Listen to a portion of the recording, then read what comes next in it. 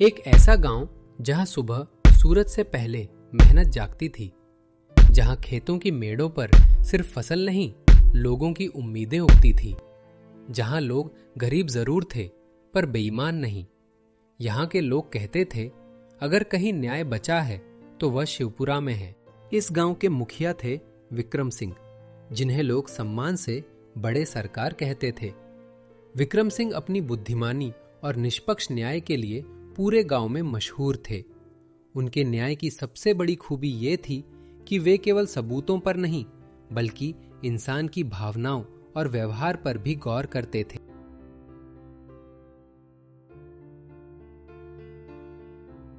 एक कड़ाके की ठंड वाली सुबह, जब विक्रम सिंह अपनी पुरानी हवेली के चबूतरे पर दरबार लगाए बैठे थे, तभी दो ग्रामीण, माधव और सोमदत्त, एक सफेद रंग की दुधारू गाय और उसके छोटे से बछड़े को लेकर वहां पहुंचे।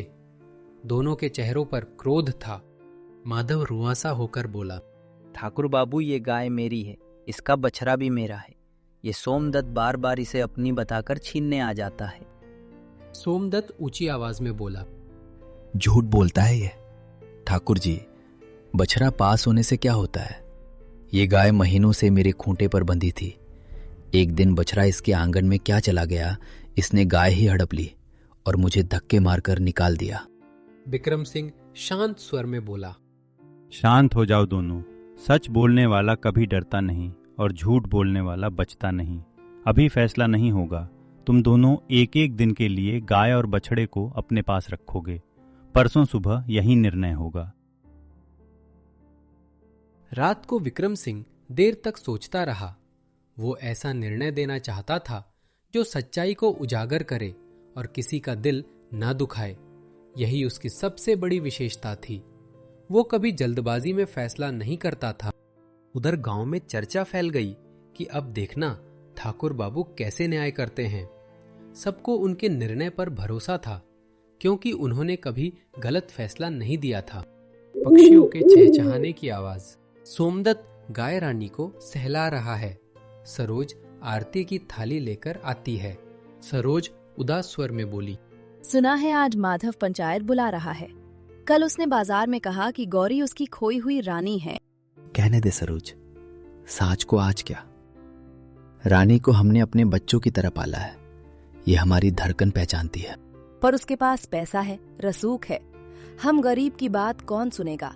न्याय की कुर्सी पर ठाकुर बाबू बैठे हैं। वो आंखें मूंद कर फैसला नहीं करते। तभी माधव, मोहन और दो लठैत शोर मचाते हुए प्रवेश करते हैं। माधव चिल्लाकर बोला, ओ सोमदत्त, बाहर निकल चोर कहीं के। मेरी रानी को अपने घर में बांधकर बड़ा धर्मात्मा बनता है।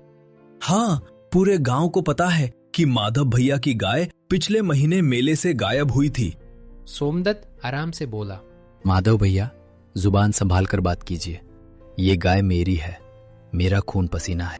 माधव लठैतों को इशारा करते हुए, खोल इसे अभी के अभी। इसे मेरी हवेली ले चलो। माधव, तुम इसे इस प्रकार नहीं ले जा सकते। इतने में गांव वाले और ठाकुर साहब सोमदत्त के घर पहुंच गए।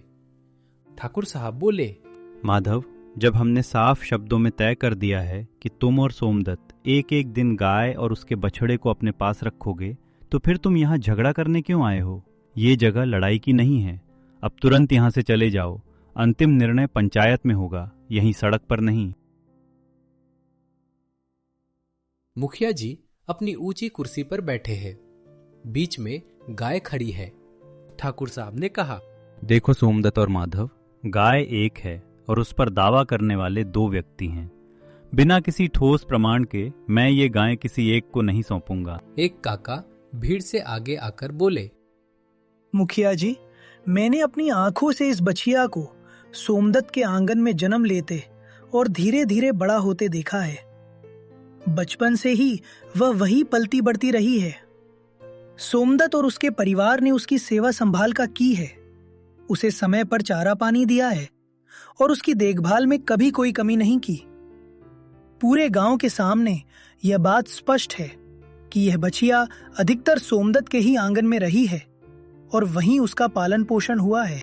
मोहन गुस्से में बोला, अरे काका, गायें तो देखने में लगभग एक जैसी ही प्रतीत होती हैं, केवल रंग रूप से सही पहचान कर पाना आसान नहीं होता।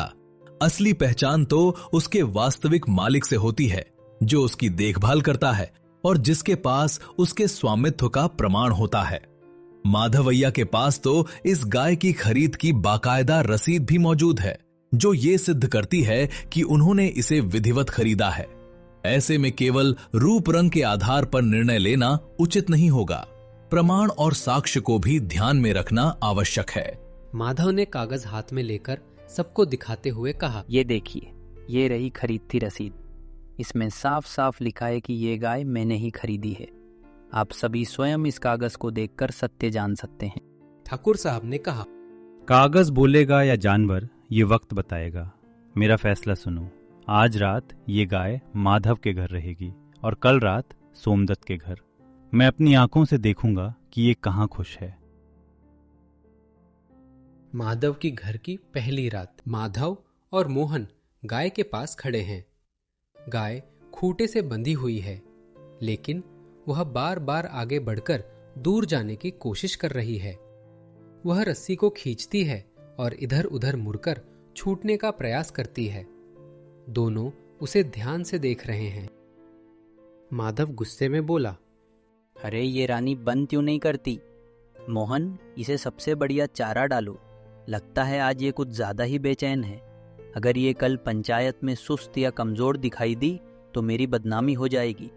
लोग तरह तरह की बातें बनाने लगेंगे और कहेंगे कि मैं अपनी गाय का ठीक से ध्यान नहीं रखता। इसलिए ध्यान से इसकी देखभाल करो और इसे अच्छा खाना खिलाओ, ताकि ये स्वस्थ और तंदुरुस्त दिखे। मालिक, ये तो चारा देख भी नहीं रही। शायद इसे गुल पसंद हो। माधव गाय के करीब जाकर बोला, देख रानी, कल अगर तूने मेरा साथ दिया तो तुझे मखमल पर सुलाऊंगा, वरना डंडों से तेरी खाल उधेड़ दूंगा। माधव गुस्से में आकर गाय को डंडा दिखाता है। उसे देखकर गाय डर जाती है और सहम कर धीरे धीरे एक कोने में जाकर खड़ी हो जाती है। वह चुपचाप खड़ी रहती है, मानो बहुत भयभीत हो गई हो।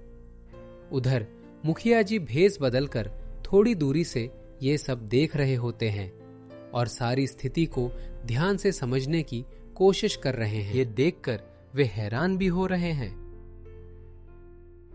सोमदत्त का घर। दूसरी रात। सोमदत्त और सरोज गाय के पास बैठे हैं। रमेश धीरे धीरे गाय के कान में कुछ कह रहा है, जैसे उसे शांत करने की कोशिश कर रहा हो। रानी, मुझे पता है कि तुम अभी डरी हुई हो और थोड़ा सहमी सी खड़ी हो, लेकिन देखो, घबराने की कोई बात नहीं है। मैं तुम्हारे लिए वही ताजी और हरी घास लेकर आया हूं जो तुम तालाब के किनारे बड़े चाव से खाया करती थी। अब आराम से खा लो, सब ठीक है। सरोज रोते हुए बोली, अगर ये हमसे बिछड़ गई तो मैं कैसे जी पाऊंगी? इसके बिना तो घर सूना हो जाएगा। इसकी आदतें, इसकी आवाज और इसका साथ मेरी जिंदगी का हिस्सा बन चुके हैं। मैं इसके बिना एक पल भी रहने की कल्पना नहीं कर सकती। धीरज रख सरोज, भगवान न्याय जरूर करेगा। रानी बड़े प्यार से सोमदत्त की ओर देखती है और फिर शांति से चारा खाने लगती है। ये सब दृश्य मुखिया जी दूर खड़े होकर ध्यान से देख रहे थे।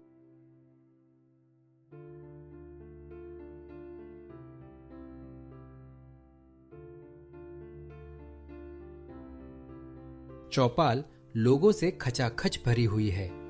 चारों ओर हलचल और कानाफूसी हो रही है। माधव के चेहरे पर चालाकी भरी मुस्कान है। उसने एक नई चाल चली है। सोमदत्त की गाय के बछड़े को चुपके से चुराकर एक बोरे में भर लिया है और उसे अपने पीछे छिपाकर खड़ा है ताकि किसी को शक न हो। मुखिया जी गंभीर स्वर में बोले, चलिए अब अंतिम परीक्षा कर लेते हैं। माधव, अपनी गाय को सबके सामने बुलाओ ताकि सच और झूठ का फैसला यहीं हो जाए। माधव चालाकी से मुस्कुराते हुए मोहन को इशारा करता है, तैयार रहना। मोहन चुपके से पीछे रखे बोरे के पास जाता है और उसके अंदर बंद बछड़े को हल्की सी चिकोटी काट देता है। अचानक बोरे के अंदर से बछड़ा दर्द से तड़पकर जोर से माँ माँ की आवाज में रंभाने लगता है। चौपाल में बैठे लोग चौंक कर इधर उधर देखने लगते हैं। माधव ऊंची आवाज में नाटक करते हुए, आजा रानी, देख तेरा मालिक यहाँ खड़ा है, मेरे पास आजा।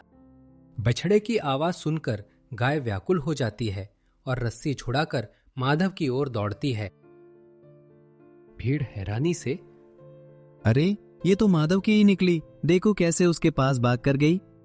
मुखिया जी खड़े होकर बोले, खामोश माधव, ज्यादा खुशी में बहकने की जरूरत नहीं है। अपनी जीत के घमंड में तुमसे एक बहुत बड़ी गलती हो गई है।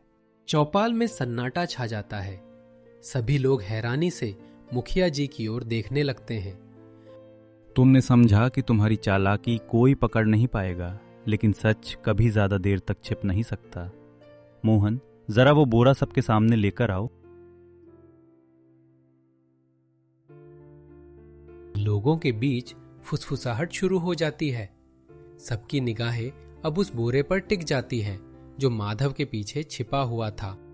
मुखिया जी की कड़ी आवाज सुनते ही मोहन घबरा जाता है।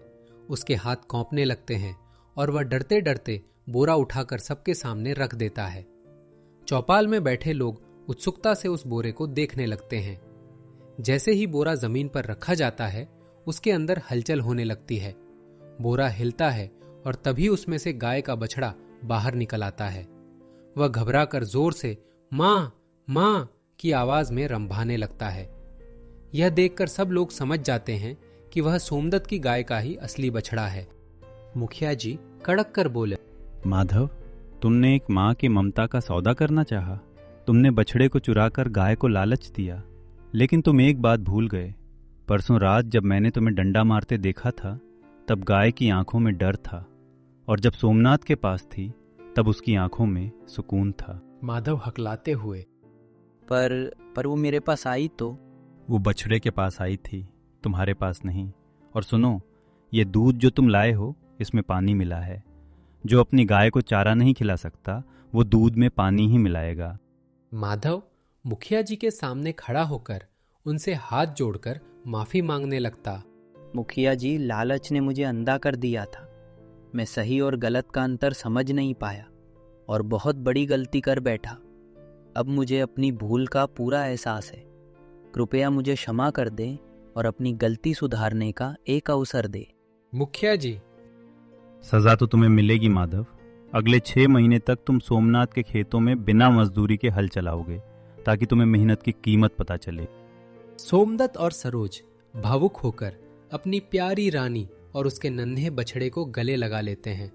उनकी आंखों में खुशी के आंसू चमकने लगते हैं। इतने दिनों की चिंता और डर जैसे एक ही पल में दूर हो जाते हैं। गौरी भी मानो अपने मालिकों का स्नेह समझ रही हो। वो धीरे धीरे रंभाती है और अपने बछड़े को प्यार से चाटने लगती है। ये दृश्य देखकर पूरे गांव में खुशी की लहर दौड़ जाती है। गांव के बच्चे तालियां बजाते हुए खुशी से झूमने लगते हैं। कुछ बच्चे इधर उधर दौड़ते हैं तो कुछ नाचते हुए गीत गुनगुनाने लगते हैं। माहौल में हंसी और उल्लास भर जाता है। तभी काकी आगे बढ़कर बच्चों को समझाते हुए कहती है, याद रखना बच्चों, इंसान कभी कभी लालच या डर में आकर झूठ बोल सकता है, लेकिन आत्मा और जानवर कभी झूठ नहीं बोलते। उनके मन में जो होता है वही उनके व्यवहार में दिखता है। काकी की बात सुनकर सब लोग गंभीर हो जाते हैं और सिर हिलाकर उनकी सीख को स्वीकार करते हैं। उस दिन गांव में सिर्फ रानी और उसके बछड़े की वापसी की खुशी ही नहीं थी, बल्कि एक सच्चाई और विश्वास की जीत भी थी। आपका एक लाइक और सब्सक्राइब हमारे लिए बहुत मायने रखता है, इसलिए अभी लाइक करें और चैनल को सब्सक्राइब करें।